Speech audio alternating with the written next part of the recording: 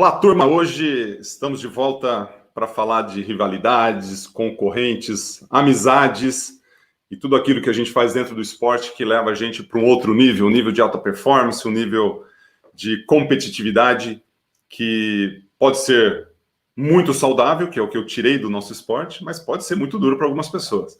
No meu caso, das pessoas que eu tenho conversado aqui, todos eles competidores muito, mas muito eficientes, eficazes no seu trabalho. Me deram muito trabalho ao longo das suas carreiras, né, das nossas carreiras, e eu fico muito feliz de ter conversado com bastante gente aqui, companheiros, amigos de vida, amigos de piscina e concorrentes dentro da piscina. E hoje o convidado, ele é um americano, um adversário, mas muito mais um ídolo. E estou até emocionado de estar com ele hoje aqui pelo que ele me representou para a minha carreira, o que ele representou para a minha vida esportiva. Então eu tive algumas pessoas na minha infância que foram muito representativos para mim. Primeiro, o Ricardo Prado aqui no Brasil, já falei isso muitas vezes para ele. E o outro, dentro do esporte natação também, o atleta, o homem que vai vir daqui a pouco aqui, que eu vou apresentar daqui a pouco. A entrevista, a conversa aqui, o bate-papo vai ser em inglês novamente, então leiam embaixo. E para quem está assistindo em inglês, tá vendo eu falar em português aqui, está escrito em inglês aqui nos subtitles. Então, vou chamar meu convidado aqui. I'm going to call how can I introduce this guy? For so many years, I've been watching. I think for the first time that I remember watching the Olympic Games, the first name that I remember, that was maybe one name. There was the Brazilian Joaquim Cruz that won a gold medal in '88. That was like fantastic. That was like, wow, look at this guy. '84, I watched Ricardo Prado, which is, a swimmer that influenced my life. And this one, the '84, I didn't know him very well. Like, I was so young, I was 12 years old. But in '88, I watched this guy race, compete, and I was like, man, I want to be like him. Some people want to be like Mike, but I wanted to be like Matt. And let me call Matt Biondi, the big man on campus, to have a conversation. What's up, Matt? How are you? Good. You're very generous. Be like Matt. Did you like that? I just came up with that. I wasn't even thinking. Put it on my T-shirt. Yeah, man. I mean, you're about the same size, same height as Michael Jordan. I'm sure you can dunk. You're about 6'6", right? Well, used to, not anymore. Nah, you're a big guy. Hey, thanks for accepting my invitation. And absolutely. I was talking here before, making an introduction. It's a talk about rivalries, but rivalries has to do with friendship, has to do with people that you admire. And we had a very, very short time together competing. And I think the first time that I ever encountered you, that I was in the same deck competing with you, and I don't even think I competed that day because I was kind of, very excited. It was in Indianapolis, and I step on the deck, and I'm like looking for Matt Biondi. This is 1990, December, right before our Perth 91, before the World Championships. And I was training at Bowls with Greg Troy. So I get on deck to swim the 100 free, and I'm looking for Matt Biondi. And I was like going all over the place. And then all of a sudden you come up before, I don't know, the prelims, the race, and I grab you. Literally, I grabbed your arms. I'm a little bit taller than you. I'm 6'8", you're 6'7", right? Yeah, 6'6" now. 6'6" now, and I was 6'7" now, and I was 6'8" then. So I was like a little bit taller than you, but very skinny. You're like a monster. I grabbed you and said, I didn't know how to speak English. And I was like, Matt, picture, please. And you looked at me like, what the hell is this guy, hands full of fingers, grabbing me? And then nobody could take the picture. I gave to Greg. Greg Troy was right in front of me, my coach. I was like, Greg, take a picture of me. And he takes the worst picture ever because he was so pissed at me. Said, come on, you have to step on the block and beat this guy. You can't be like, taking a picture with Matt right now. I said, but that's Matt Biondi. I was so happy. That was the first time I met you. That was incredible. And you know what happened in that race? No, I don't remember. Of course you remember. You won. You like when I finished the race, you're already outside, like celebrating. You know, like yeah, I won this thing, and I was like finishing like two next strokes. Well, as I remember, you had your day too. There's a few times when I came in at your feet. No. Comes around. That didn't happen. But thanks for being here. So tell me something about you, what you've been doing this past few years. I know you're living in Hawaii for a while, teaching math, and now you're back in the US in LA working back in the sports. And we were joking on the backstage. Yeah. Thanks for coming back to the game. So tell us about a few things you've been doing lately. Well, as you know, I retired after Barcelona in '92. I have some stories about how difficult those last couple years were. Essentially, Tom Jager and I were the first professional swimmers in the United States. And so that came with new exciting opportunities, but it also came with some friction, some tension between ourselves, our schedules, our coaches, and then the federation. So in '92, when I retired, I left swimming and didn't want anything to do with the water or anybody, which I think was kind of sad.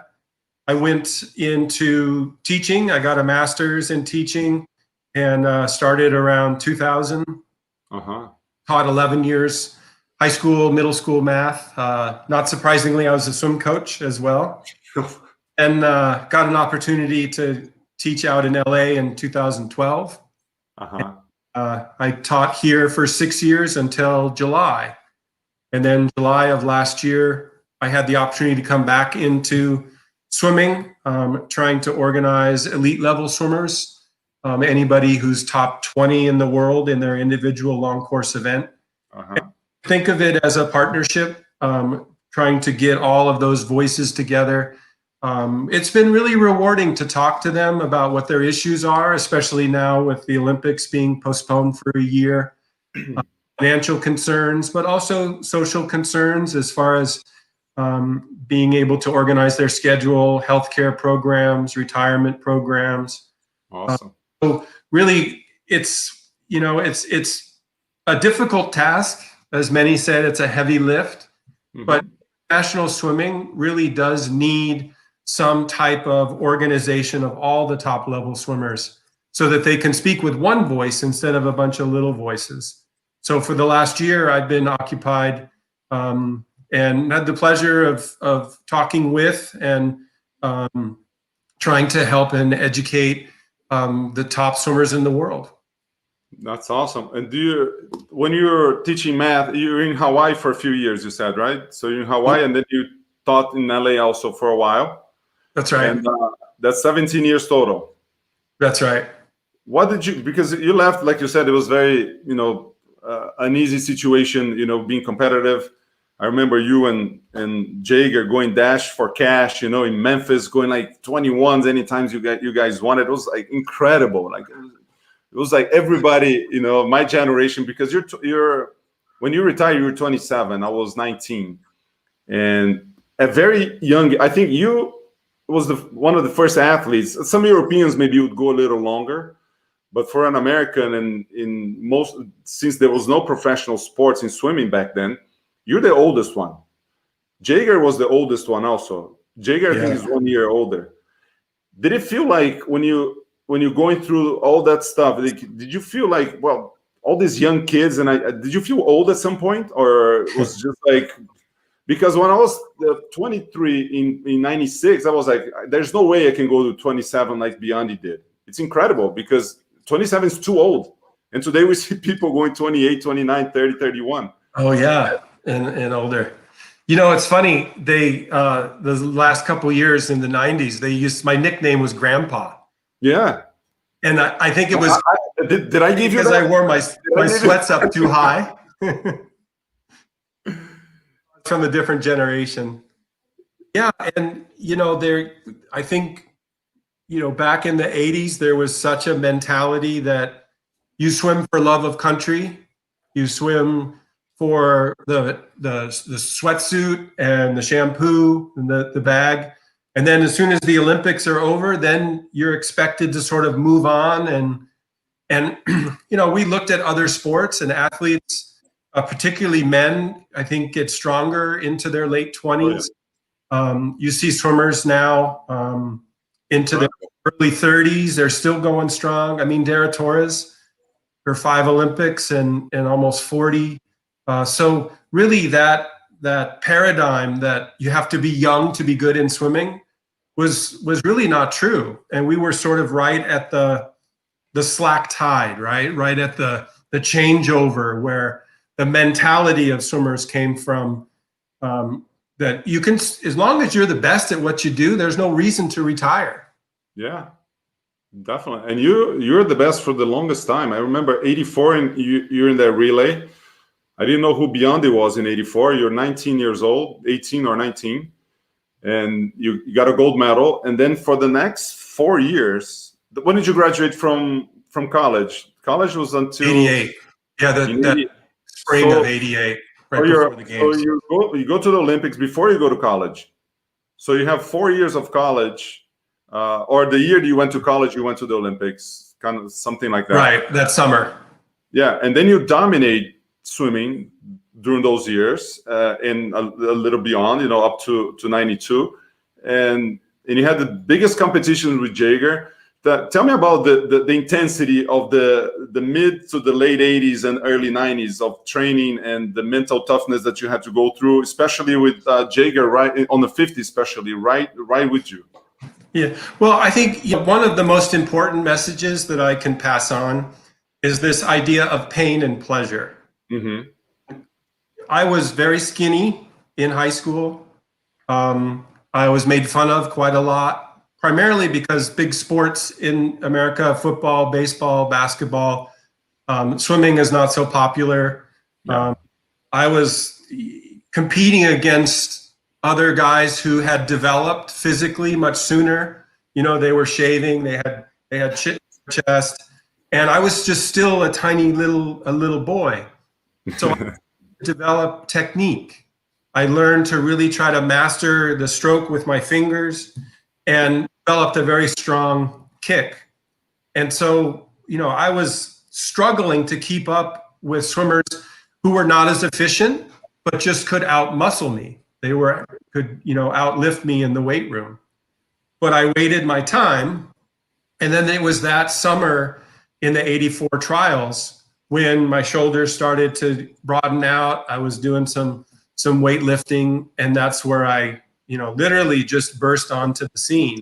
Yeah. Now, you mentioned that you had not heard of me in 1984.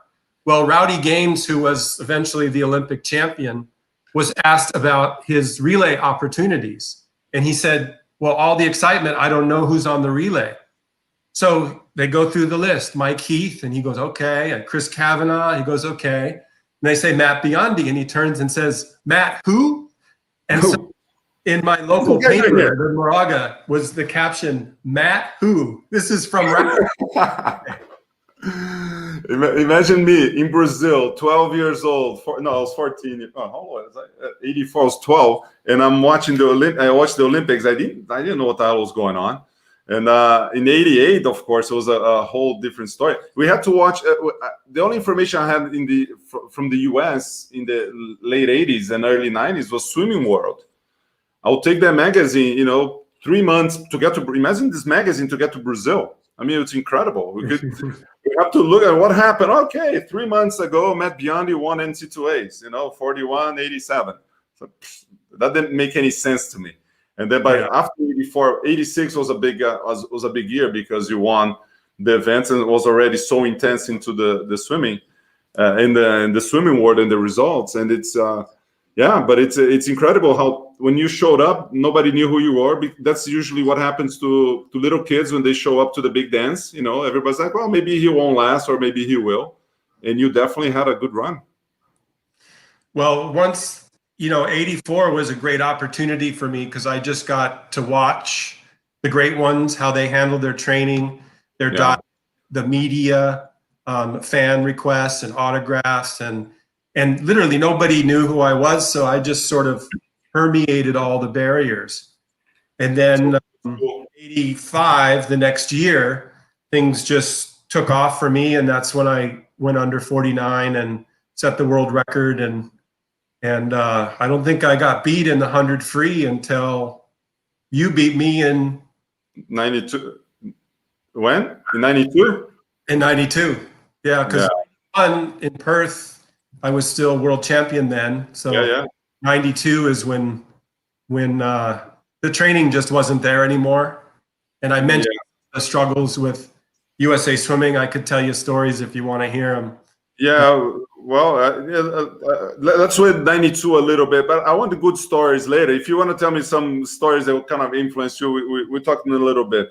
But to have that much time, being first place, was there a lot of pressure on you to stay on top? Because for a while, there was no competition. Let me think, who could match you in the 100 free? Nobody in the late 80s. There was nobody out there, like really. Or maybe in 88, the second place was, what's his name? Second place. He was American, Chris Jacobs. Chris Jacobs. He was from Texas, right? Where did he train? Right, exactly. Texas. He was a 49 low, 49 flat or something like that. That was a good competition. But that's the closest he got until we got to the other guys on 48. Yeah, Gennady Pagoda. Gennady. Medalist from 88, so he was in Stefan Caron. You know that Stefan Caron. Yeah, the thing about the 100 free that I think made me so dominant is that I went down to the 50, and of course, Jager and I went back and forth. I think we traded the world record 7 times. We had just a tremendous rivalry. I dabbled in the 100 fly where Pablo Morales and Anthony Neste were certainly, the favorites in those events. The 200 free was a bit of a stretch. With Michael Gross being the world record holder when I came in. I got beat in 88 by Duncan Armstrong. So I would push myself in all these other events. I really saw my competitors as being the favorite. But when I go to the ready room for the 100 free, I would walk in there and I would literally say to myself, I could hear what my competitors were thinking. Matt's here, now we're racing for second. Yeah. I just had that aura, I had that confidence. And I think if I just had one event, it would have been different. They would have had more nerves to know that my whole season would come down to just one event. So the fact that I was swimming every day and being challenged by swimmers that I thought were better than me in that event, on most days, that the 100 free was just my baby. Yeah, and it's funny because I had the same feeling. I'm not so versatile as you were, because my 50 was just, it was okay. I was at World Championships 94. I was 4th.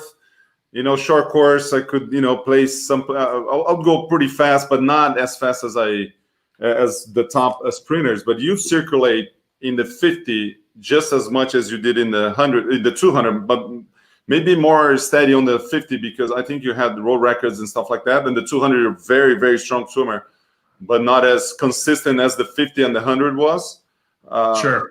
And also you go into the 100 fly, which you bring in more versatility to you and all the relays, which gave you the chance in 88 to fight for 7 golds. And of course you came up with 5 golds, a silver and a bronze. But it's something that when you see versatile swimmers today with so much specialization, it's so difficult, especially in events like 50, 100, and 200. If you see a medalist in the Olympics on the 200, for you to see this guy on the 50 in the podium like you did in 88, and I think that I can only think of another guy that did this within 2000, Peter van der Hogenbaan. He won the 100 and the 2 and got 3rd in the 50. That's incredible. It's so difficult. Like, did you have the 100 fly? Is like it's so much stuff to think about. I think times have definitely changed as far as male sprinters.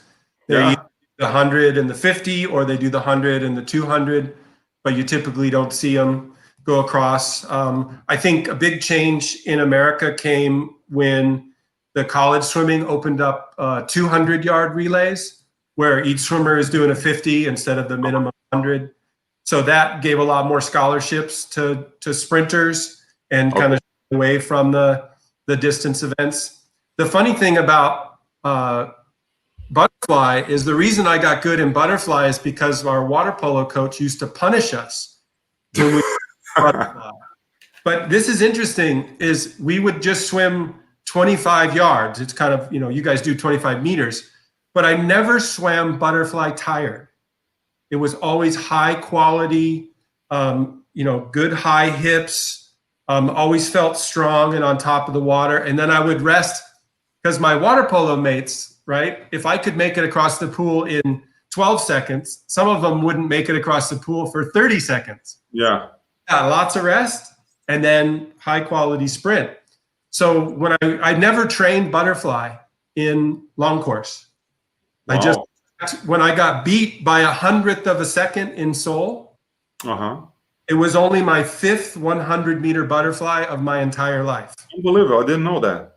It's incredible. And I paid for it, right? Instead of I don't know. Maybe not. I mean, you never know. Well, I remember seeing Tom Malchow in Michigan. Of course, you had a little more, you and in Berkeley doing the sprints, and I think alternating water polo and swimming maybe gave you that edge with Nord also to sprint more quality, and something that some of my coaches, I did a lot of distance swimming, and I don't know how much yardage you used to put in, but I think you swim in the 80s, so you must have done some pretty decent amount.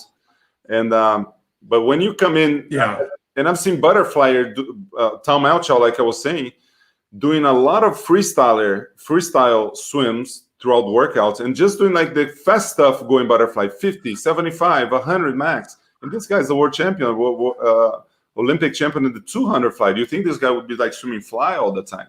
But you brought something that was very interesting, because every time you did, it was very specific.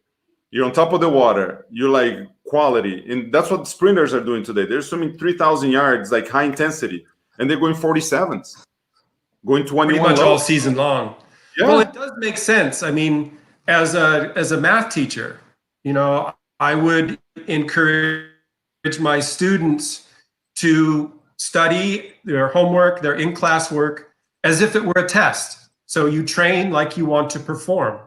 And so, just slogging out mile after mile in the pool with just terrible technique really doesn't make much sense. And I think, newer training regimes now are emphasizing quality over distance.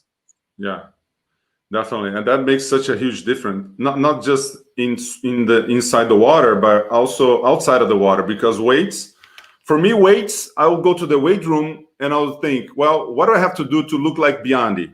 And then I'll do a lot of chest. I'll do a lot of, just bench press, because it has this huge chest, you're very strong. My legs could never be as strong as yours, and I tried, and I have skinny legs. And Popov told me, you should have kicked more. Maybe you would have beaten me. Wow, man, come on. And Popov has this huge legs, it's like incredible. And being more specific makes such a huge difference in the results and everything. But comparing the two Olympics that I remember well, 88 and 92, and I think you can explore a little bit the difficulties you had in both situations. One, you're more mature, having problems with the federation, and the other one, everybody was watching you. Everybody was like, man, Mark Spitz, man, you're down. How is that? Yeah.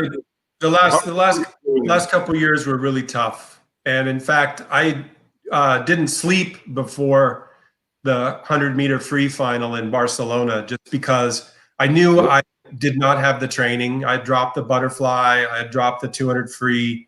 My 50 was faster than in Seoul, but all the other events were off. And really have to go back to 89 when I played for the United States national team in water polo. And then I went back to swimming, and I called the head men's Olympic coach for 92, Eddie Reese. Yeah. And I said, I'm done with college. I don't have a club team. I don't have anywhere to train. At that time, there were no professional leagues or groups. Yeah. And I said, Eddie, I need to come to Texas. I need some team to train with, and you're my Olympic coach. And he said, well, let me check. And the next day he called me back and said, you can't come. And so from 90 to 92, those 3 years, I trained by myself with my own coach in a rented pool. And it was terrible. Yeah, you need mates. You need people to be in the water, in the locker room. You need people to pick you up on days when you're sad. You need people pushing you so that, you know, you can't loaf in practice. And you just need that group atmosphere in training. And that was what made it so hard for me. Yeah. I was abandoned by my own country. So performance in 92 reflected the fact that I really did it all on my own. I'm happy to report that that situation doesn't happen anymore. It changed going into 96 in Atlanta with the U.S. national team. They had a year-round program for postgraduates. So this idea of professional swimmer is not so foreign anymore. And also the clubs, they have a structure. This many clubs, professional clubs, even the college clubs, they have college coaches. They make space for postgrads, which is good. Yeah, and so when I graduated in '88, that was not a possibility. Hey, 1990, 91, I was at Bowls. You could have called me, man. Could have come train with us then. Imagine you and I training together. You know, I was offered several jobs when I started teaching, and one of them was at Bowls. Really? Yeah, but at the time, you know, my kids were all in the West Coast, and I thought it was a big jump to move, but the program and got a math job there. I just didn't take it. Wow. Imagine this. You're teaching, but you start teaching after you're done in 92, but it would have been awesome to train with you, to do some sets, man. That would be incredible. Tell me a good set that you used to do. Like, this is like your set. Let's see if I could have been right next to you. Yeah, we call it breakthroughs. So 10 100s for time on 4 minutes. And we would do it every Wednesday. And every Wednesday? Every Wednesday. That's Nort? That's Nort's work? The main set. Huh? Who's the coach? Nort? Yeah. Yeah. So Nort would keep track of our averages.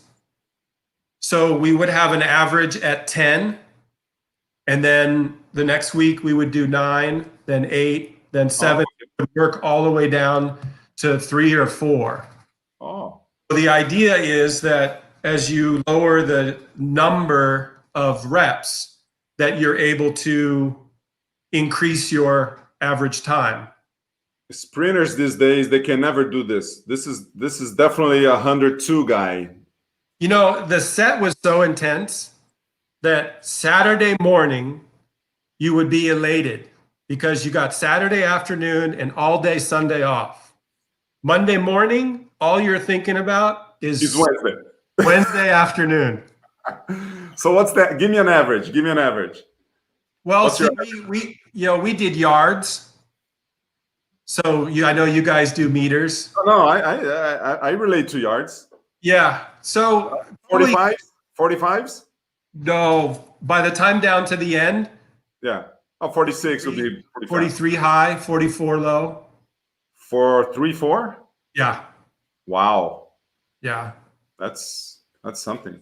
And oddly enough, if you're doing 4, it's the third one that's the hardest. Because the last one, you just blow everything out, right? It takes care of itself. But trying to keep that intensity, the second to last one is usually where the mental game falls short. So that's what I'm always focused on. That's awesome. That's it's very intense. 4 minutes. I used to do some sets like 6 100s at 8 minutes, 6 minutes, but with 4, that's pretty intense. That's pretty crazy. Because then you have to do like 1,000 all-out effort. It's awesome. And this would be for 88. You have this kind of training, and 92 you kind of did your own thing, but also had this implemented also in your training for 92. Well, 92 was a little different. It was much harder to compete in a set like that. And I really focused more on the 50 and the 100. You know, a set like that I think really helps your 200. Oh yeah. But yeah, so I would say leading up to Barcelona, it would just be more repeat 50s.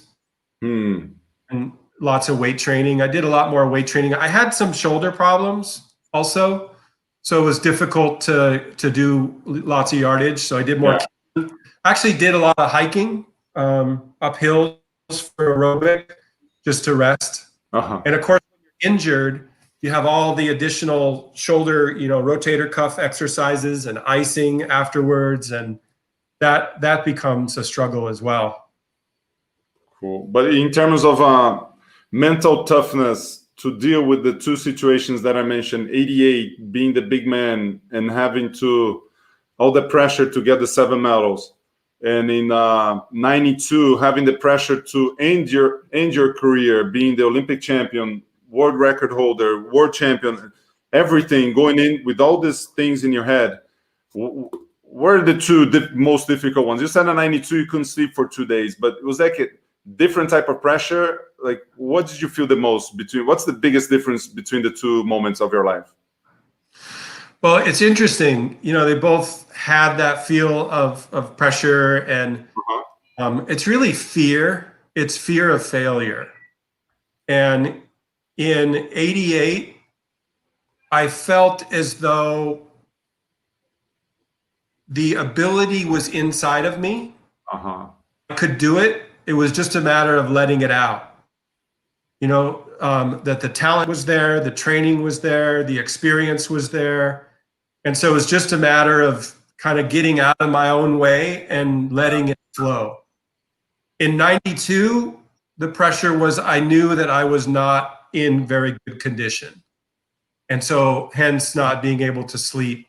So that was much more painful and much more uncomfortable because I knew it just wasn't in the cards. 88, it was like, if I didn't win 7 gold medals, so be it. But I just wanted to show the world one time how good I could be. And I got that chance on my 3rd event with the 800 free relay going in behind. And I think I split 46 low, which was my best time. And that really lifted the burden from me. Right after the 200 that was five straight golds after that. Yeah, because the 200 was the first event, right? And that was a pretty tough. And going in, you had the 7 gold. It's such a huge pressure to have on any human being, because Michael had this. Michael was incredible, 28 medals. Going in at 19 years old in 2004, everybody won it, and he got 6 gold and 2 bronze. Like, well, man, couldn't you have done a little better?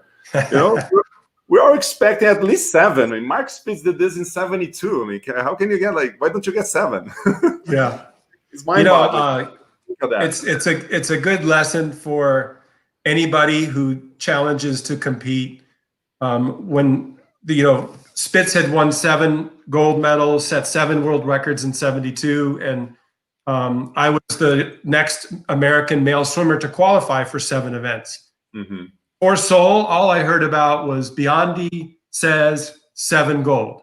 And of course, I never said that, right? It was my competitors, it's tough. I got to media, and all that stuff. So I was actually really happy with my first race, the 200 free, my first individual Olympic medal. How many swimmers out there would like to say, I won an individual Olympic medal? Incredible accomplishment. You got it. Right? And ironically, the bronze is the most spectacular to look at. The gold are so shiny. The bronze really brings out the beauty of the medals. But anyway, so we went back to the Olympic Village. I had my bronze medals, first event of the Olympics. So everybody wanted to hold the medal and take pictures with it. It was really upbeat. Everybody's happy. I was happy. Awesome. And Bob Costas, who was the broadcaster for the Olympics, comes on and says, only Biondi has failed to eclipse Mark Spitz's record of 7 gold medals, had to settle for the bronze. We'll be back after these messages. Oh, man. The atmosphere in the room just went from way up to oh, I'm so sorry. So what I realized is that the only thing that matters is how you feel about your performance. Whether you win in a great time or maybe you get 3rd in a great time. we all have that feeling of accomplishment. Like that is as good as I can do. That's my best time. And you're always going to have people who will praise you, and you'll always have people who are going to criticize you. And doesn't matter what other people say. It matters how you feel about it. Ultimately, that's all that matters. It's unbelievable you're saying this, because in 88, when I was watching this, 15, 16 years old, and I couldn't even imagine that this was happening to you, or didn't even know each other, didn't know anything that was going on. But for you to be happy with your first, because you're a relay winner in 84, so this is your first Olympic medal individual. That's, you touch on the wall and you see, of course you wanted to win. I mean, you had the ability to win that event or the 100 fly or whatever it is, but there's other people that have, that work just as hard as you, just as hard as any of us, that they also deserve the merit. Every time they get pissed off or get upset that we lost, it's almost like being not respectful for other people that also put on the work. And that's like, I'm happy with this. And then you let other people get into your head for a result that's spectacular that you had in that first day. And I think now making makes sense to me that you won 5 gold medals and a silver and a bronze, because if you really weren't happy at the 200, if that was like really upsetting for you, you ended up at that Olympics, Jagger would have beaten you probably, or the relay would be like a false start. You'd be like 3 golds, 1 silver, 1 bronze, not 5, 1 silver, 1 bronze, because you let that thing get into your head. And that's good that you have this position. I was happy, and people don't realize that. I didn't realize that. I thought you were pissed off. I was always probably a little too nervous to start a competition. And fortunately, I had multiple tries at it. So instead of going away, I would sort of have the mentality to get more determined. There's an interesting study that happened at Berkeley where Nort had said, like on one of our really important days, like that breakthrough set that I was talking about, he had a psychiatrist come and gave us a false negative result. So Nord had given us a certain time.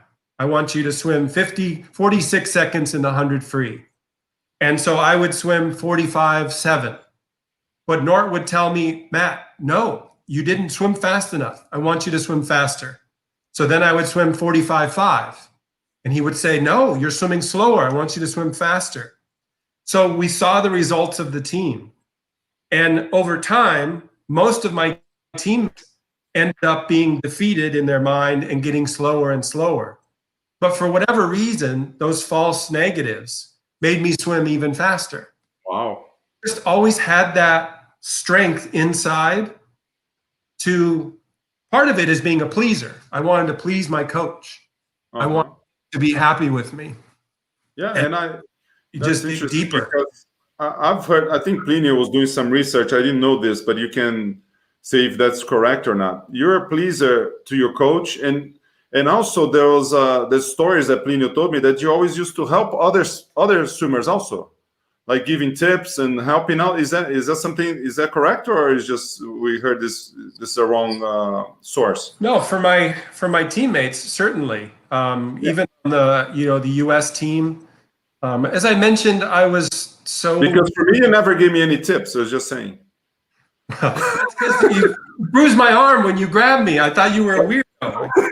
But when I touched you, I ran away. What do you want? Now I can feel, like when you touch somebody, you can see the whole body, and I could see your DNA. I could see everything. You didn't have to tell me. You're too kind. You're too kind. But that's great. You wanted to be like me. Well, I'm looking at your hair, and now I want to be like you. I'll give you some, and I have a lot. Hey, all right. I'll send it over. Matt, in 92, this is what I remember. Going into 90, I think I raced you 4 times in my career.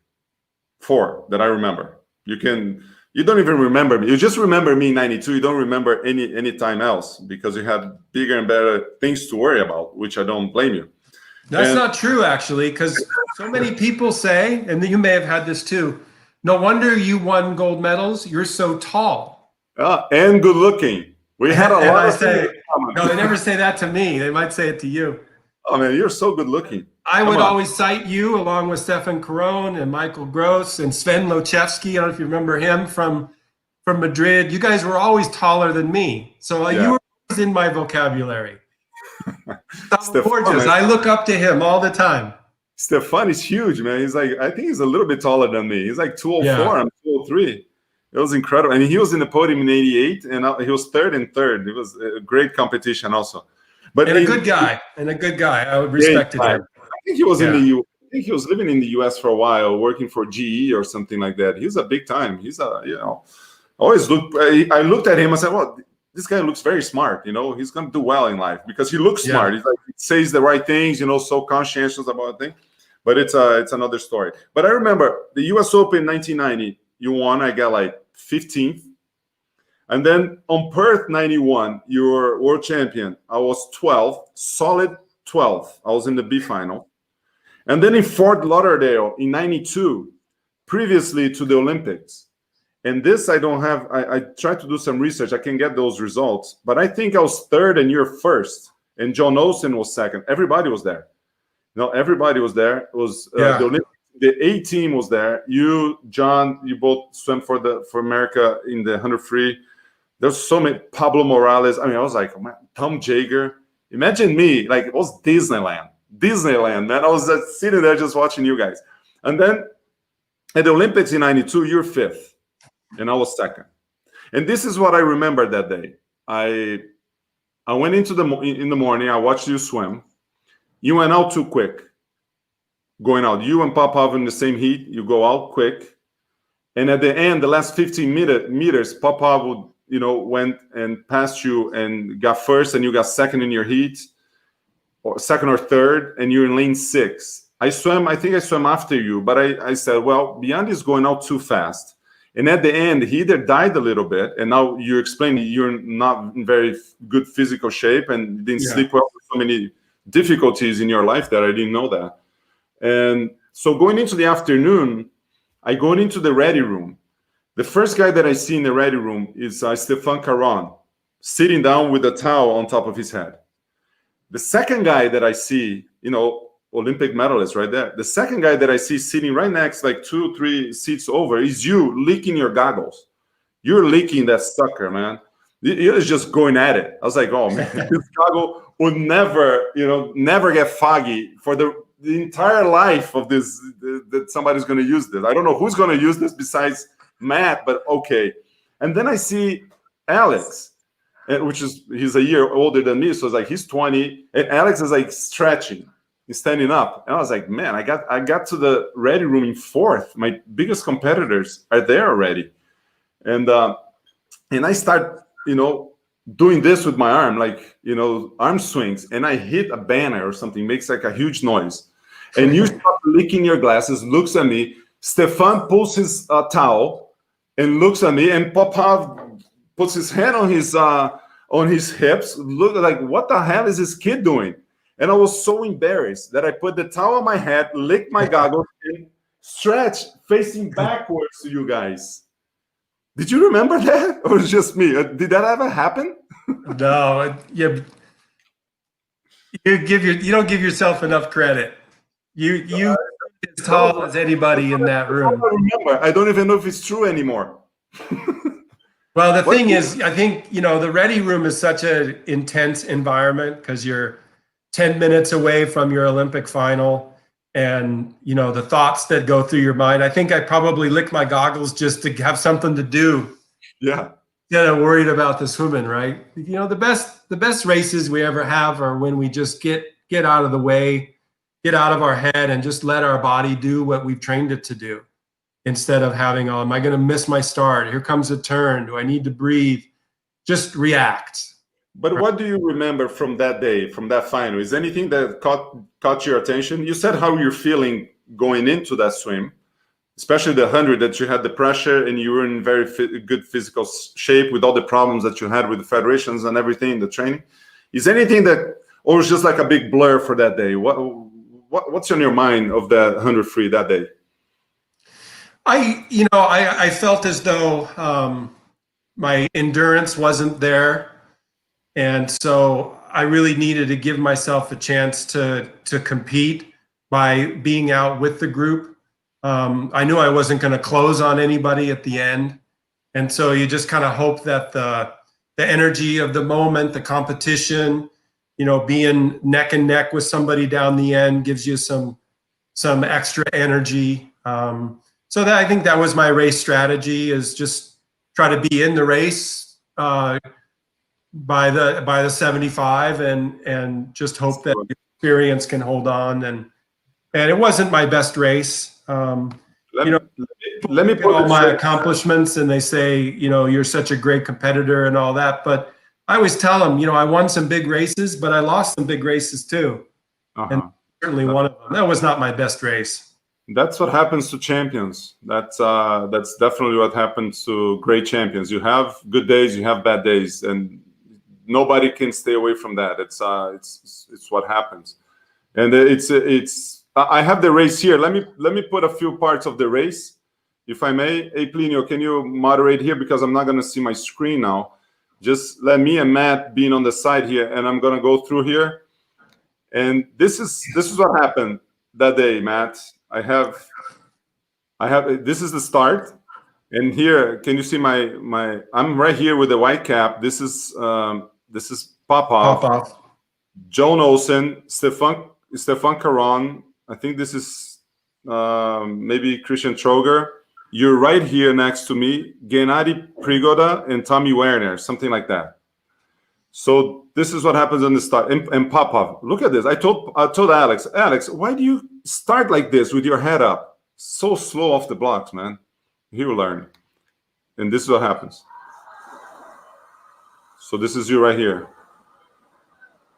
Accelerated. And Popov, look at Popov. He's right there with you, and then he shuts down in the first 50. Such a long stroke, too. Yeah. And look at you go. And like you accelerate, speeding. So this is the 50. This is this. You see, like Popov and I asked Popov, man, you're with Biondi in the first 25, and then you turning 5th or 6th. Look where Popov is. Popov is right here. You're half a body length ahead of me, which is about 2nd or 3rd. I don't even know if Joan Olsen is and it's ahead of me or not. I think I'm a little bit ahead of him, but you're out there. It was like 23-3. That's the. Can you see the split here? Yeah. And this is the world record split, 23-25, which was yours at that time, right? From Austin. Yeah. And then you keep going. Any thoughts on that in the first 50? Well, that's when you're feeling good, right? Yeah. But, also in the back of my mind is, here we go. This is where you're going to win or lose the race. And I felt good until just about the flags. And by the time that I hit the flags, I knew I was done for. And that's Popov just coming up. I was like, oh man, here we go. And then the last strokes is just, yeah. And then that was it. That was like everybody just coming in. But yeah, I look a little bit better than I remember feeling, to tell you the truth. What is it? I said I look a little bit better than I remember feeling. I was right there. Yeah, the difference between I was second with 49.43. Popov was 49.02, and then there was the whole ordeal with the pad that did not work, which is like a huge thing. But you're 5th with 14 100ths of a second away from me. That's nothing. Like in 14 100ths of a second, you're 49.57. Those 4 guys, and none of them shorter than 6'5". Oh, boom, boom, boom. Yeah. Well, it's a finger length, and that's all it takes. Yeah, that's it. But and that Olympics, it was your last Olympics, and I wanted to, even though like the 100 was maybe a little bit of a disappointment, you came out of that Olympics with 2 gold medals and a silver medal in the relays, and the silver medal in the 50. It was a good Olympics. I don't think it was a bad Olympics. were you happy with your at the end? You already kind of answered that, but I was really impressed. I was like, man, Biondi, congratulations. I think I came up to you and said something, but that was a nice ending. From my perspective of a fan, it was a great Olympics for you. Yeah, the thing I felt the proudest about was my 50 was faster than the gold medal world record in Seoul. And we had talked earlier about guys getting stronger as they get older, and my 50 was faster, so I felt good about that. I had a photograph of the start of that race, and I did not have a good start. I lost by, I think, 4 or 5 100ths. So had I put the whole 50 together, I would have been an individual gold medalist again in 92. But, 2 relay golds and the silver, and I finished with 11 Olympic medals altogether. Yeah, it's unbelievable. Honestly, at that point, it was relief. It was relief that I don't have to be a swimmer anymore. Mm-hmm. And I don't have to train. I don't have to deal with USA Swimming or the United States Olympic Committee. I can just go my own way. And it's unfortunate because for those 4 years, Janet Evans and I were the only faces of United States swimming. When you public and when they thought swimming, they just knew Janet and I based on our performance from Seoul. So it was a lost opportunity, I think, for everybody. And one of the things that, now that I'm back in the swimming world is they really do need to have good relations between swimmers and the federation, because without it, nobody wins. And does it feel good to be back? It's exciting. Talk about being a grandpa. I'm talking about being an old man. But I think I'm good counsel. When I talk to elite level swimmers, I have an interest to have them join the project that I'm working on called the International Swimmers Alliance. But I also will recommend that they not, based on their individual situation and their interests, their goals, maybe some feedback from their coaches and agents. So what I'm really relishing right now is the opportunity to help younger level swimmers to be better professionals, not just in their revenue, but also in their conduct, how they handle the media, their desire to give back to the sport, to make it better, to avoid the Ryan Lochte story and Doug Jertz and, I had a teammate get arrested in Seoul. Something about a monument or something? They picked a mask off the lobby in the Hyatt Hotel. Oh. And it wasn't a little mask. It was like, 6'6" max.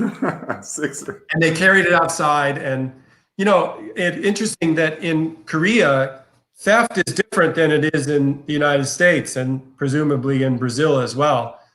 But we'd go to the train station in Seoul and there would be 500 bikes and not one of them is locked up. Wow. No, one of the moms left a purse in the square. It had her wallet and money. She came back 30 minutes later and everything was still there. Awesome.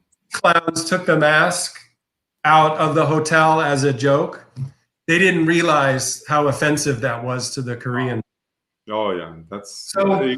That's part of it for me now is trying to develop the whole swimmer so that they're good people, they're good parents, they're good community members, they're good leaders awesome. When they get older, right? Because I look back, we talk about these races and the ones I won, the ones I didn't win. It doesn't feel the same anymore. When Popov broke my world record in Monaco, I was hurt. 100 free, that really hurt for about 2 weeks. And that record's broken, and the next record's broken, and that's. But those medals. There's only one person in the 100-meter world record history that's broken it 4 times. Guess who that is? Which one? The 100-meter. Really? I'm the only one up there 4 times. Wow. Yeah, that's the kind of stuff that I really appreciate now. It's not that I got beat here or there, but I set a tremendous standard for a career. No, you're always a model to me in terms of one of my biggest frustration was not to go under 49 seconds in 100 free, because you did it, Popov did, throughout my career up to 2004, everybody did it, and I didn't do it. And then another one was not to break 42 in the 100 free yards, because I see the NCAA trophies that you have behind there, and you have many. But the 100 free, I won every single year of my career, but I didn't have you to race in those years. It would be a much tougher situation for me to. Did you win? I think you won 3. Did you win 4 or 3 times? 3. 3. Who beat you? Who beat you? Was it freshman year? My freshman year, remember, I was super skinny and just young. Back then, there were only 6 in the finals and 12 overall. Oh, okay. So I was 7th. Oh, you didn't even qualify. I won the semifinals. Did who won? Do you remember who won that year? Rowdy. Oh, Rowdy was still up. Rowdy was a senior at Auburn. Oh, okay. Yeah, you had a tough competition. And Mike Heath was, I think, in the running. Chris Kavanaugh. Yeah. That was awesome. Yeah, that was incredible. And so how many trophies you have from NCAAs? Like 50, 100, 200, and all the relays? So like 17. So yeah, because some you didn't place top 6 then, so you didn't get it, right? My freshman year, I was 7th, and 9th. Yeah. So Matt, tell me about Nate. He's the one that I contact to get your number. I was like, man, I gotta talk to Matt Biondi, and then I send message to John Urbanchek, and John is like, yeah, buddy, I send a message to Dono, to Dave. Dave is gonna get it. I said, okay, I'm waiting. And then I send a message to your son. I follow him on Instagram. I tell my son, I send you a message first, and then you took a while to answer. I think he's the one that said, hey, Dad, Gustavo is like tracking you down. Well, in truth, your Instagram says Gustavo Borges, but really small at the bottom. Portuguese entrepreneur. Oh, yeah. I got a basket over here of fan mail that I still get. Awesome. So, my Instagram, I go pretty quick through the people I don't know. And if I had seen your name, of course I would have got back to you. So you got to put Gustavo Borges at the top. Yeah. And then I told my son, I say, hey, Gus, call Nate, man. Get me Biondi ASAP. And he's like sending messages to your son. How is the relationship that you have with Nate, and how is it swimming for him? How does what do you guys talk about? It's a double-edged sword. In one regard, he's a little cursed being the son of an Olympic legend. Your son, I'm sure, has some of that, live up to the standard of your dad. Are you going to win an Olympic medal? Are you going to be an Olympian? And so, I really have tried to stay away from Nate's career. I don't get involved in his training or his times, but I do talk to him about the mental aspect of competition, about, when he's feeling nervous or, Matt, I think the connection, hold on a second. I can't hear. Okay. He's back. Okay. I didn't hear I don't get involved in his training, in his times, but just in the mental aspect of sport and perspective about, what he's doing and the way he goes about doing it is what's going to make him successful in for the rest of his life. And that's the kind of influence I've wanted to have, is big picture stuff. You listen to Stefan Caron and the way he carries himself and speaks. You just know he's going to go far in life, no matter how he does in the pool. Yeah. And, so then also remember that I was Nate's coach when he was a teenager. Oh, okay. By definition, every teenager thinks their dad is an idiot. That's right. So Nate would literally say, Dad, you don't know anything about swimming. You don't know anything. I was like, what the hell, man? You don't know anything. Just make the dinner and where's my laundry? That's awesome, and he's doing well. I mean, I don't know Nate, of course, but I was like tracking him down. I see him in swim meets and stuff, and he swims at Berkeley, and you went to Berkeley. My son is in Michigan. I went to Michigan, and it's fun to have it's very hard, very difficult for us not to put our dreams first of our kids, and if they want to pursue that, whatever it is, the results that they're gonna get, it's to be a better person, to be a better human being, and to develop their characters. I think that's outstanding. Actually, Nate Nate always swam because we grew up in Hawaii and we were always at the beach. But he did not swim competitively. And when we moved to LA, he was a basketball player. Huh. So the school that I started teaching at is a huge basketball program. Sierra Canyon, and in fact, LeBron James's kid, Scottie kid, Dwayne Wade's kid. It's like this big farm. And so Nate said to me, Dad, I'm never going to play basketball here. Not here. I said, great. You don't have to play basketball, but you can't come home and play video games. That's you right. Something else. Rule number one. And so I said, what about art? And Nate is actually a really good artist. Really? And I take art classes. You got to do something. So that's how he decided to go back into swimming. Awesome. It was his choice and not mine. My other two kids don't want anything to do with swimming. How old are they? Older or younger? Luke's 17 and McKenna's 13. Luke told me, Dad, I really like swimming in the meets, but swim practices suck. I don't like them at all. And you said, I feel it, man. Those 10 100 for minutes, it's a bit. I said, my motto as a parent is, I don't care what you do, but it has to be a healthy activity. And I want you to commit for a season. And if you want to do something else at the end of the season, that's fine. But I'll drive you. I'll pick you up. You be respectful to your team and your coaches. And whether it's playing the piano or a choir or swimming, it's all the same. Hey, Matt, I had planned with you for 1 hour, but I'm enjoying this. Can you hang on for another 5 minutes? I have a couple more things with you. Sure. Is that okay? Okay. I'll have to charge you overtime. Yeah, you can charge me. Just send me the bill, man. You deserve it.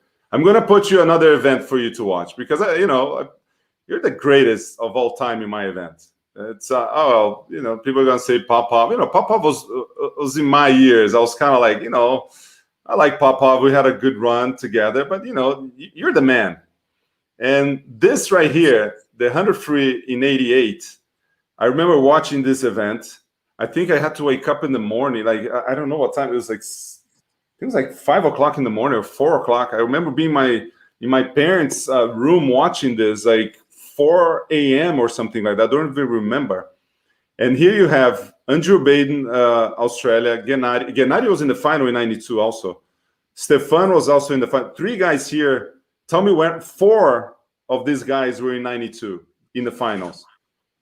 And some other guys here also. Chris Jacobs was, I think he retired. Yuri, I never seen Yuri or in the Swedish guy. Sweden always had great swimmers. Let's watch this race here. Push play. Bunch of skinny people here, huh?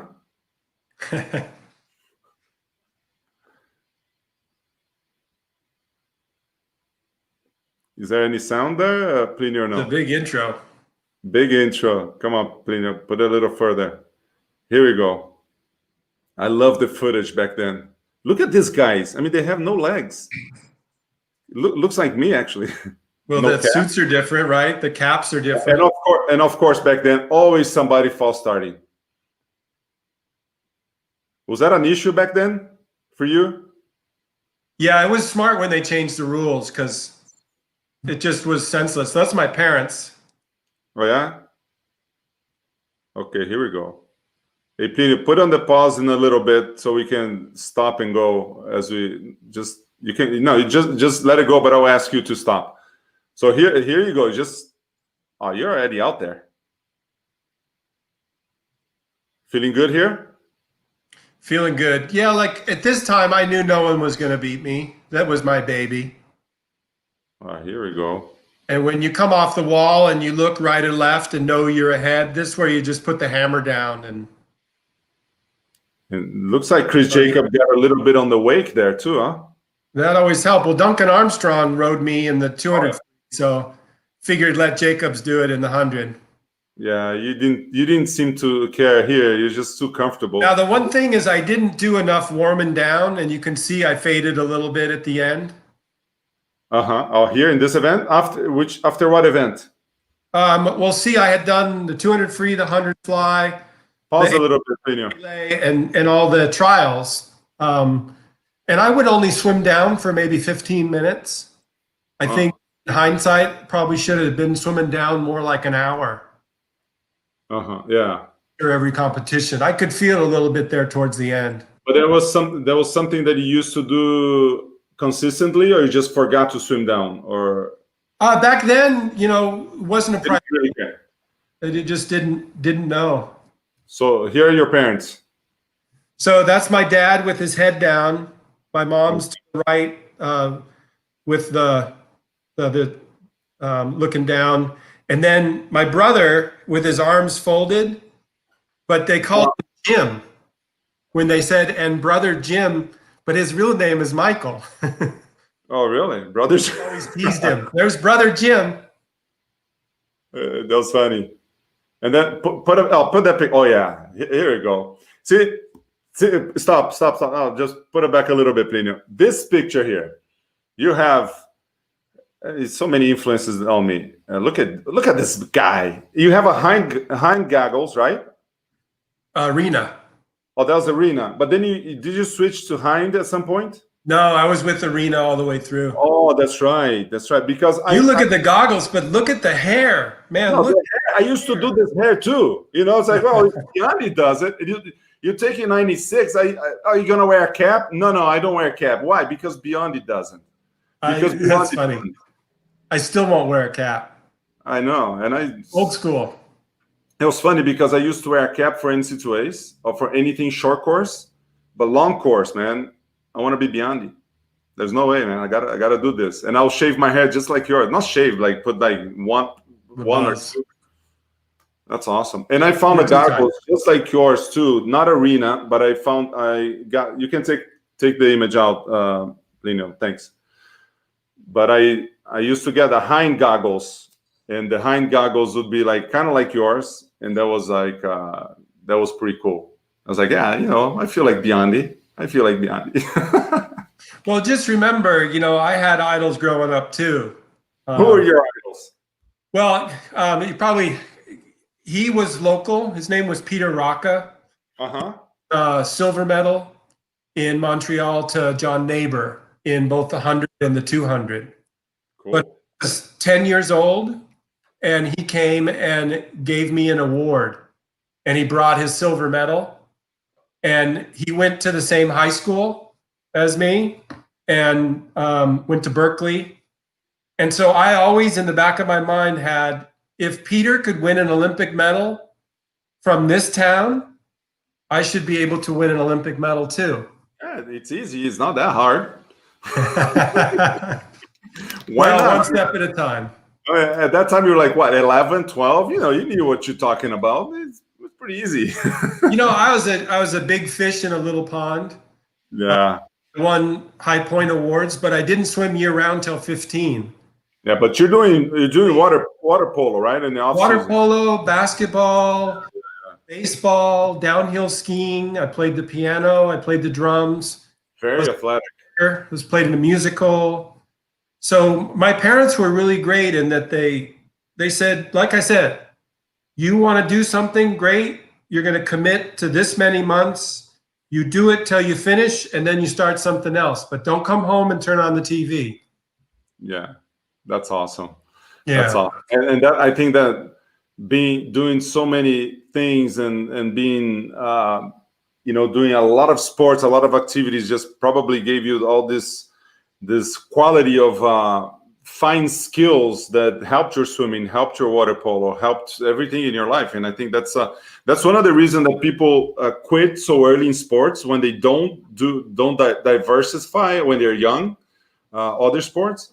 And you specialize a little bit late, like 15, 16. That's late. It was late. Yeah. But and if you specialize too early, the chances of you not being in that sport for longer, it's even higher. But you know, we have Michael Phelps that I was joking with a friend last night. It's like 10 years old. This guy was breaking world records. I mean, who'd know? You know, it's like a crazy guy, a monster. But it's interesting. I did a lot of sports too, but it's I think when you do many different things, it's awesome.